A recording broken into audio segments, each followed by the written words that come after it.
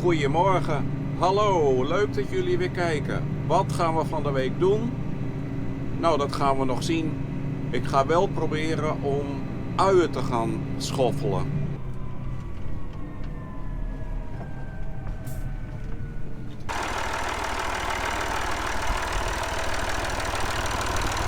Achterstallig onderhoud. Brandstoffilter van 2005.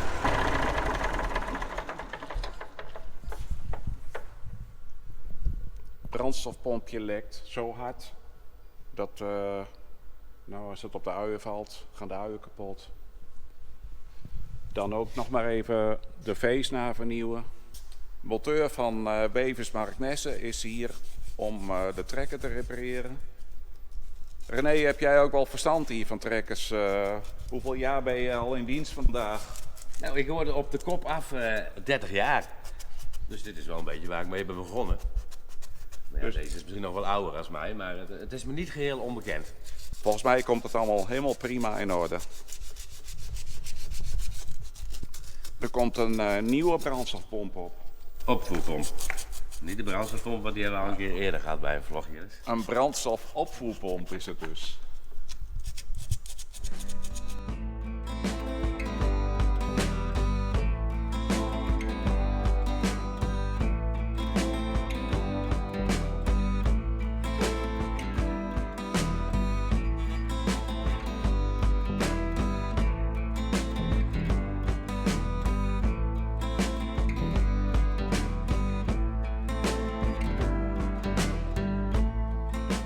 De eerste keer de aardappelen spuiten. Een beetje olie erop tegen de luizen.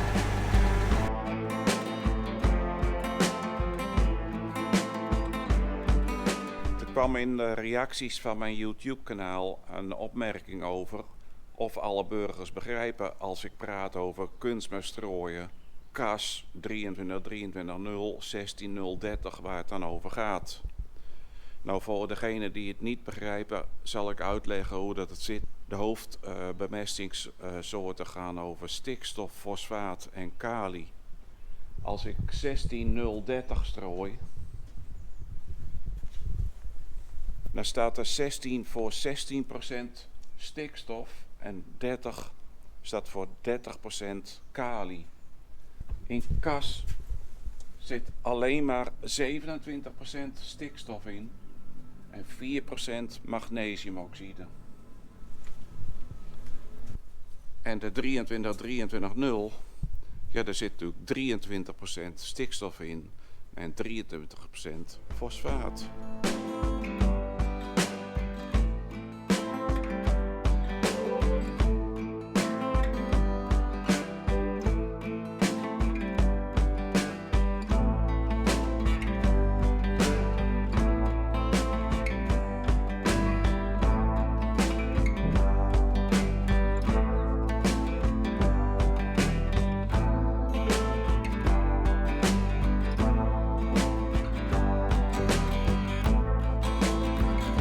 Ik ben nu de tarwe aan het spuiten tegen afrijpingsziekte.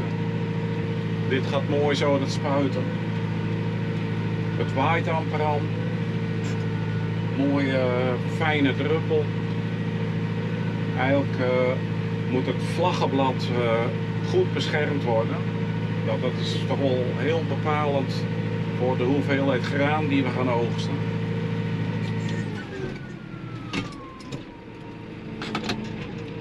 Nou, ik ben nagenoeg leeg. Hij staat nu op 0 liter. Nou ga ik even schoon water in de tank doen. Ik heb een schoon watertank bij me. En als ik deze knop indruk, dan gaat hij via sproeiers de tank schoonmaken. 25 liter zit er nu in. 40. Dan rij ik achteruit en dan ga ik alleen even over de tarwe heen spuiten. En dan kan ik ongeveer 100 meter rijden, dus dan ben ik net leeg. Ik ga hier even verdund de tank leeg spuiten. Dan kunnen we morgen zo weer verder in de aardappelen.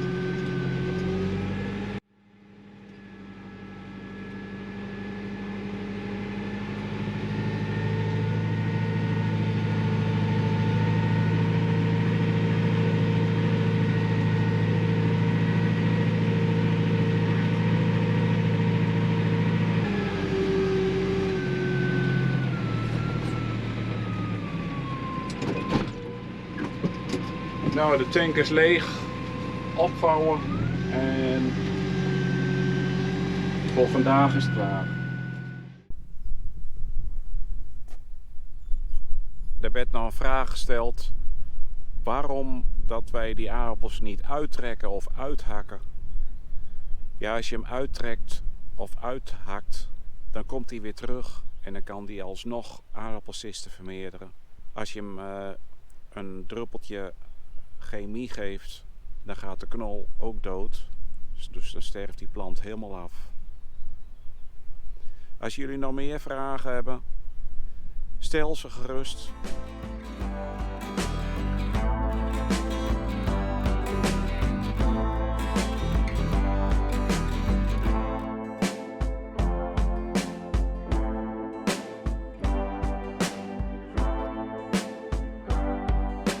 Waar zijn nou toch al die bekertjes voor die bij alle percelen uien staan? Nou, er zit gewoon een beetje sopwater in. Dat is de bedoeling om uienvliegen te vangen. Kijken of er vliegjes in zitten. Wat doen die uienvliegen? Ja, die leggen eitjes bij de uien. En die komen uit en er komen larven uit. Heb ik hier even een stukje opgezocht net. Wil ik jullie even die larven laten zien. Daar is de larve.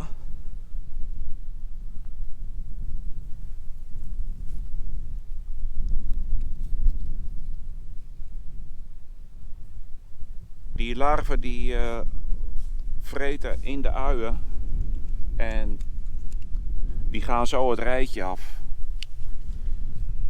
En daarna gaan ze zich verpoppen en over een aantal weken komen er weer vliegen uit en die gaan weer eitjes leggen. Een paar jaar terug werd dat zaad ontsmet, hadden we daar nooit last van. Dat is de werkzame stof, die is verboden. Maar dezelfde werkzame stof zit nu wel in katten- en hondenvlooienbanden. Ja, wat moet ik ervan denken? Gelukkig is het alleen maar in hoofdzaak hier bij de tarwe. Kunnen we ook hier even bij de tarwe kijken, het verschil zien. Bij de tarwe die heel vroeg gezaaid is in oktober.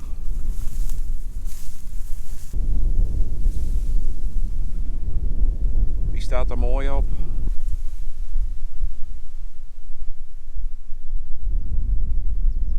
Ik ben hier op het andere perceel uien.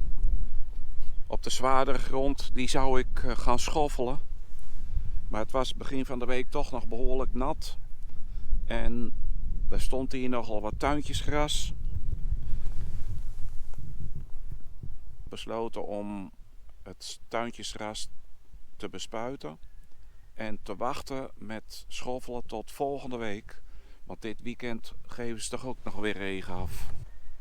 Hier staan ook de uienvliegvangbakjes. Hier zitten al behoorlijk wat vliegen in. Maar of dit allemaal uienvliegen zijn, dat bekijkt de groene vlieg. De uienvliegdruk is hier lager dan op de andere locatie, want daar staan veel meer plantenuien en zilveruien. Als de uienvliegdruk heel hoog is, worden er steriele mannetjes uitgezet. Die kunnen dan de vrouwtjes niet bevruchten en dan komen er geen bevruchte eieren. Dus krijg je minder larven en uiteindelijk veel minder uienvliegen. Hier eens kijken bij de tarwe die onder toen heel natte omstandigheden gezaaid zijn. Nou, die tarwe die staat toch wel veel minder mooi. eigenlijk te laat gezaaid en staat toch wel heel erg dun. Ik sta hier bij het Senkrop weerstation. Ja, is toch wel super dat ding. Hoe meer van die stations er staan in de polder, hoe mooier. Op een andere plek waar ik aardappel heb staan, staat ook zo'n Senkropmeter. Dus je betaalt 1 abonnement en je kunt op meerdere plekken kijken in de polder wat de vooruitzichten zijn, hoeveel regen dat het geval is, hoe hard het waait. Deze meet de temperatuur, luchtvochtigheid en hoeveel regen dat er geval is. Dus hoe meer stations dat er in de polder staan, hoe mooier voor iedereen. Dan hoef je zelf maar 1 station te hebben om te kijken hoeveel dat het geregend heeft als je op verschillende locaties producten hebt staan. Het is nu vrijdag, tweede keer dit perceel aardappelen spuiten van de week met olie, want de groei zit er lekker in. We moeten de aardappelen goed beschermen tegen de luizen, want de luizen die brengen het eivirus over. En door middel van deze olie te spuiten voorkom je dat ze van de ene plant naar de andere plant besmetten. Ik vond het wel hartstikke leuk dat jullie zoveel gereageerd hebben op mijn laatste vraag van waarom dat we nou de aardappel op ruggen zetten. Nou, de hoofdreden is eigenlijk de mechanisatie. Ook een van de grote redenen is, stel dat er wel heel veel water valt in korte tijd, dan kan het water makkelijk afgevoerd worden in plaats van dat ze in het vlakke veld zouden staan. Want dan verrotten eigenlijk alle aardappelen.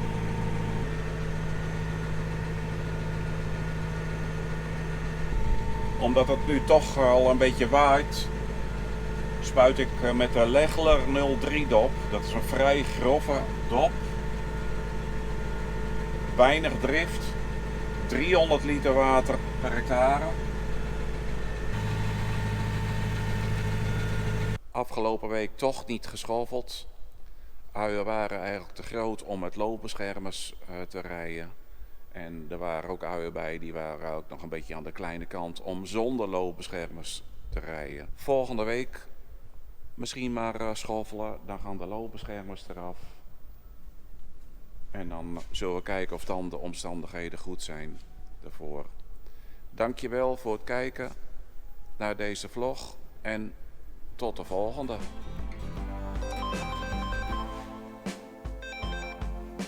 Jilles. Hallo. Kom eraan. Doei doei.